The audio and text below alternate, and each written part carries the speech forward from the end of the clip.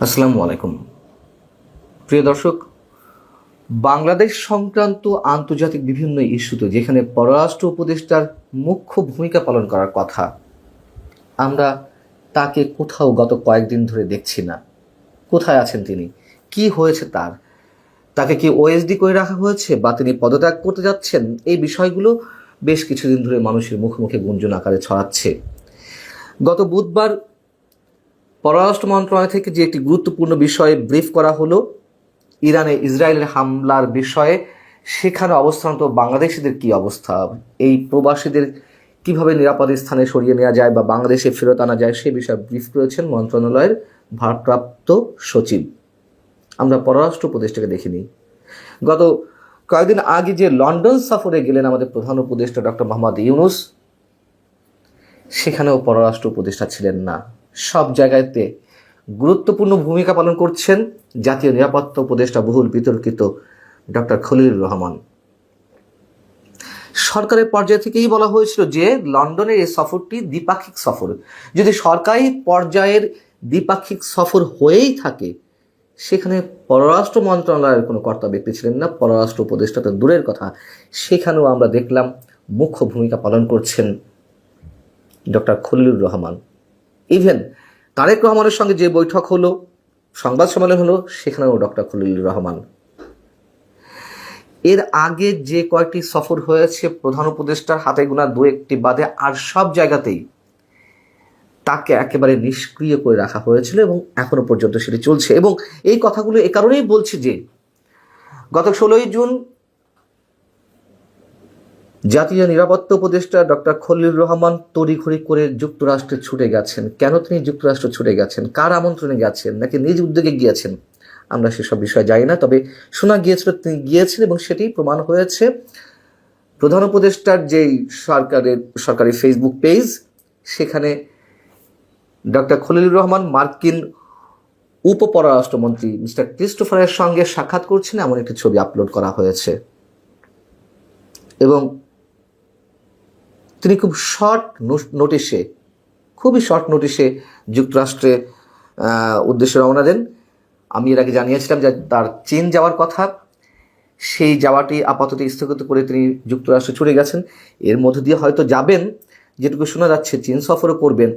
এবং মার্কিন উপপররাষ্ট্রমন্ত্রীর সঙ্গে কি বিষয়ে কথা হয়েছে, ডক্টর খলিলুর রহমান তার ফেসবুক পেজেও সম্ভবত উল্লেখ করেছেন, অথবা প্রধান উপদেষ্টার ফেসবুক পেজে এটি উল্লেখ করা হয়েছে যে রোহিঙ্গা সমস্যা, বাংলাদেশ ও যুক্তরাষ্ট্রের মধ্যে চলমান শুল্ক আলোচনা, দক্ষিণ এশিয়ার উন্নয়ন এবং বাংলাদেশের গণতান্ত্রিক উত্তরণ, এসব বিষয় নিয়ে আলোচনা হয়েছে।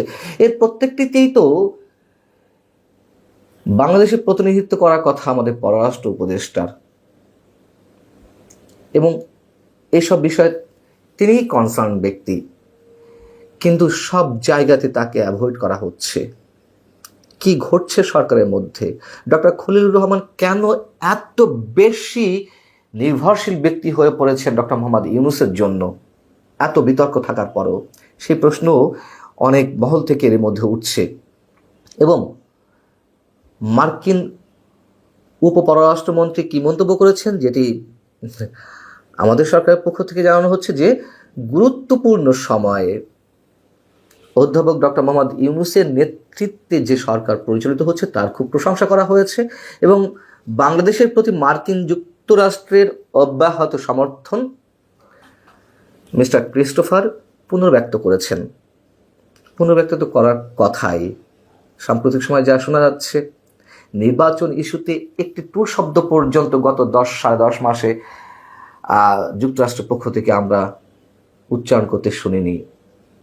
এবং এই যে সো কল্ড সংস্কার, এখানে সার্বিক বিষয়ে তাদের সমর্থন কেন, কি কারণে, সেগুলো স্পষ্ট, সবার কাছেই, আমাদের কাছে স্পষ্ট। সেনাপ্রধান জেনারেল ওয়াকারুজ্জামানকে সরানোর বিষয়ে নানান ধরনের গুঞ্জন মানুষের মুখে মুখে রটছে এবং তার পরিকল্পনার ছক করেছেন ডক্টর খলিলুর রহমান, এরকম কথাও বিভিন্ন জায়গা থেকে শোনা যাচ্ছে। যাই হোক, যেগুলো কোনো শক্ত রেফারেন্স দিতে পারছে না, সেই বিষয়ে নিশ্চিত করে কিছু বলতে চাই না।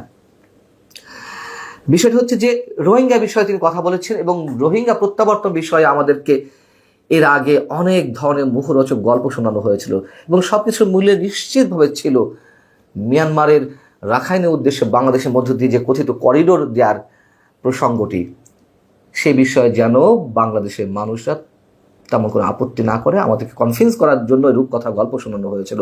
কি শোনানো হয়েছিল? যে বিমস্টেক সম্মেলনে যখন আমাদের প্রধান উপদেষ্টা গেলেন, তখন মিয়ানমারের উপপ্রধানমন্ত্রী, যিনি পররাষ্ট্রমন্ত্রী দায়িত্বেও রয়েছেন, তিনি মানে উথান শিউ, তার সঙ্গেও মিস্টার খলিলুর রহমান আলোচনা করেছিলেন এবং তাকে নাকি নিশ্চয়তা দেওয়া হয়েছিল যে 1,80,000 বাংলাদেশে আশ্রিত রোহিঙ্গাকে ফেরত নেওয়া হবে এবং পর্যায়ক্রমে আরও 70,000-এর লিস্ট তাদের কাছে রয়েছে এবং এর ধারাবাহিকতায় আরও 5.5 লাখ রোহিঙ্গাকে তারা ফিরিয়ে নেবে। কি আষাঢ়ে গল্প, কি অদ্ভুত গল্প আমাদেরকে শোনানো হলো। এবং যখন বিমস্টেক সম্মেলন থেকে এই বিষয়টি জানানো হয়েছিল, মন্তব্য করেছিলাম যে একজন রোহিঙ্গাকেও পাঠাতে পারবে না, সম্ভব না। এটা চীন মিয়ানমারের ডিরেক্ট তাদের সিদ্ধান্ত ছাড়া সম্ভব নয়। আমাদেরকে আষাঢ়ের গল্প শোনানো হলো যে মিয়ানমারের উপপ্রধানমন্ত্রী উথান শিউ তিনি নিশ্চিত করেছেন। সেই নিশ্চয়তার ছিটে ফুটা কি দেখা যাচ্ছে? উল্টো ইন্টারন্যাশনাল ক্রুশিয়াল গ্রুপ আইসিজির পক্ষ থেকে একটি দীর্ঘ প্রতিবেদন বুধবার প্রকাশ করা হয়েছে। আপনারা অনেকেই জানেন, পড়েছেন প্রতিবেদনটি। তার মোদ্দা কথা হচ্ছে, বাংলাদেশে আশ্রিত রোহিঙ্গারা, তাদের মধ্যে যে বিভিন্ন ধরনের সশস্ত্র গোষ্ঠী রয়েছে, তারা সরাসরি আরাকান আর্মির সঙ্গে যুদ্ধে জড়িয়ে পড়ছে। যেখানে বলা হচ্ছে যে আরাকান আর্মির অত্যাচারের নিপীড়নে নতুন করে রোহিঙ্গারা গত 1 বছরে প্রায় লক্ষাধিক রোহিঙ্গা বাংলাদেশে আরও নতুন করে প্রবেশ করেছে। সেখানে আবার তারা তাদের সঙ্গে যুদ্ধ করছে। এবং এই করিডোর দেওয়ার বিষয়ে যে যুক্তি দাঁড় করানো হচ্ছিল যে ওখানে ত্রাণ পাঠানো হলে আরাকান আর্মি আমাদেরকে সাপোর্ট করবেন, কোন হিসেবে করবেন, কীভাবে করবেন, মানে তার কোনো লক্ষণ তো বিন্দু মাত্র ছিল না। কিন্তু আমাদেরকে এ ধরনের একের পর এক আজগুবি তথ্য, আজগুবি গল্প শোনানো হচ্ছিল।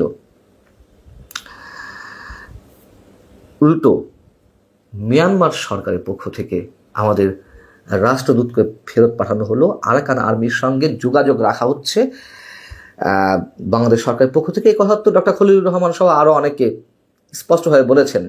সেখানে মিয়ানমারের জান্তা সরকারের ঠিক ভালোভাবে নেওয়ার কথা নয়। এগুলোও পুরনো কথা, শুধু একটু মনে করিয়ে দিচ্ছি যে কি হতে যাচ্ছে। এবং করিডোর ইস্যুটি এখনো পর্যন্ত নিশ্চয় থেমে যায়নি, যদিও সরকারের পক্ষ থেকে সরকারের নির্বাহী প্রধান, আমাদের প্রধান উপদেষ্টা ডক্টর মোহাম্মদ ইউনূস, তিনি স্পষ্ট করে জাতির উদ্দেশ্যে জানিয়েছেন যে করিডোরের বিষয়টি হচ্ছে চিলে কান নিয়ে যাওয়ার মতো অবস্থা, একেবারে গুজব, যদিও গুজব নয়। এবং সেই জায়গাটিতেই আমরা নোটিশ করতে চাই আমাদের পররাষ্ট্র উপদেষ্টা, যাকে আমি সবসময় একজন ব্যক্তিত্ববান মানুষ হিসেবে মনে করি, যার সাথে আমার ব্যক্তিগত সম্পর্ক রয়েছে, তিনি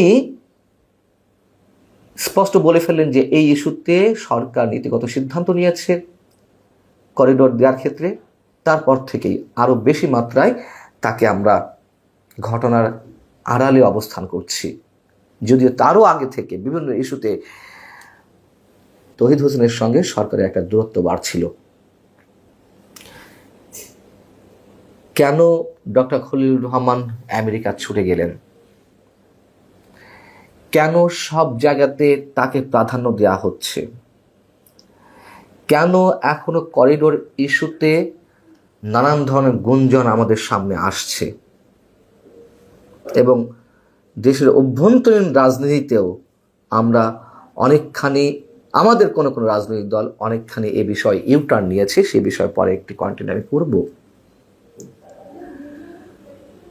খলিলুর রহমান মার্কিন নাগরিক, কোনো ভুল নেই, তিনি প্রমাণ করতে বলেছেন, আমরা প্রমাণ করব না। তিনি তার পাসপোর্টটি শো করুন আমাদেরকে। এবং এমন একটি ব্যক্তির কাছে বাংলাদেশের স্বাধীনতা, সার্বভৌমত্ব কোনোভাবেই নিরাপদ থাকতে পারে না, এটি অনেকেই বলছেন এবং খুব গুরুত্বপূর্ণ জায়গা থেকে এই প্রশ্নগুলো উত্থাপিত হচ্ছে। ভালো থাকুন সবাই, আল্লাহ হাফিজ।